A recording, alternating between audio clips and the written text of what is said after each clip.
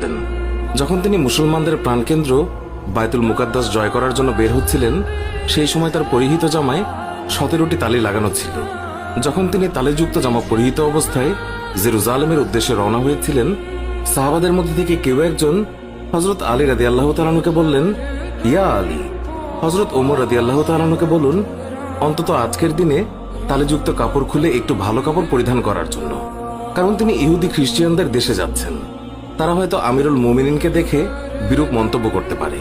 তারা তিরস্কার করে বলতে পারে, মুসলমানগণ খলিফার জন্য একজোড়া ভালো কাপড়ের ব্যবস্থাও করতে পারেনি। আপনি খলিফাকে বুঝিয়ে বলুন। সাহাবাদের পিড়াপিড়িতে হযরত আলী রাদিয়াল্লাহু তাআলা আনহু কথাটি বলার জন্য হযরত উমরের কাছে গেলেন, কিন্তু এমন কথা বলার সাহসী পেলেন না, কারণ হযরত উমর রাদিয়াল্লাহু তাআলা আনহু তিনি এমনিতেই গরম। তারপরেও এমন স্পর্শকাতর বিষয়ে মুখটাই বা খুলবেন কিভাবে? অনেক চেষ্টা করলেন, কিন্তু কোনোভাবেই বলতে পারলেন না। ফিরে এলেন সাহাবাদের কাছে, নিজের অপারগতা প্রকাশ করলেন। হযরত আলী রাদিয়াল্লাহু তাআলা আনহু বললেন, আমি যখন বলার জন্য তার কাছে গিয়েছি তখন আমার কথা বলার শক্তি হারিয়ে ফেলেছি। এবার সাহাবাগণ পরামর্শ করলেন, তাহলে এই কথা খলিফার কাছে কে বলতে পারে? সকলেই খেয়াল পেশ করল হযরত আয়েশা রাদিয়াল্লাহু তাআলা আনহা এবং হযরত হাফসা রাদিয়াল্লাহু তাআলা আনহা বলতে পারবেন। তারা সকলে মিলে হযরত হাফসা রাদিয়াল্লাহু তাআলা আনহুর কাছে গেলেন।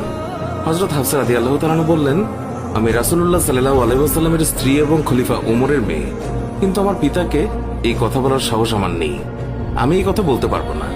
হযরত আয়েশা রাদিয়াল্লাহু তাআলা আনহা বলতে পারবেন।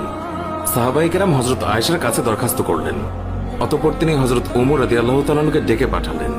হযরত ওমর রাদিয়াল্লাহু তাআলা আনহু হযরত আয়েশা রাদিয়াল্লাহু তাআলা আনহার পয়গাম পাওয়ার সাথে সাথেই উপস্থিত হলেন। ভারত উপমহাদেশের বিখ্যাত হাদিস বিশারদ শাহ ওয়ালিউল্লাহ মুহাদ্দিসে দেহলভি একটি গ্রন্থে লিখেছেন যে হযরত ওমর রাদিয়াল্লাহু তাআলা আনহু আম্মাজান আয়েশা রাদিয়াল্লাহু তাআলা আনহার সামনে দোজানো হয়ে তিনি বসে পড়েন। আয়েশা রাদিয়াল্লাহু তাআলা আনহা বললেন, আমিরুল মুমিনিন, আপনি যেহেতু খ্রিস্টিয়ানদের রাজ্যে যাচ্ছেন, এই জন্য আপাতত এই তালিযুক্ত জামা পরিবর্তন করে অন্য একটি ভালো জামা পরিধান করুন। আম্মাজান আয়েশা রাদিয়াল্লাহু তাআলা আনহার কথা শেষ হতে না হতেই খলিফাতুল মুমিনিন কেঁদে ফেললেন।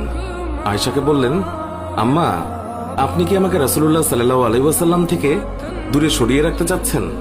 আপনার কি রাসূলের সাথে কাটানো দিনগুলোর কথা মনে নেই, যে দিনের পর দিন নবীজি সাল্লাল্লাহু আলাইহি ওয়াসাল্লাম উপবাস থেকেছেন?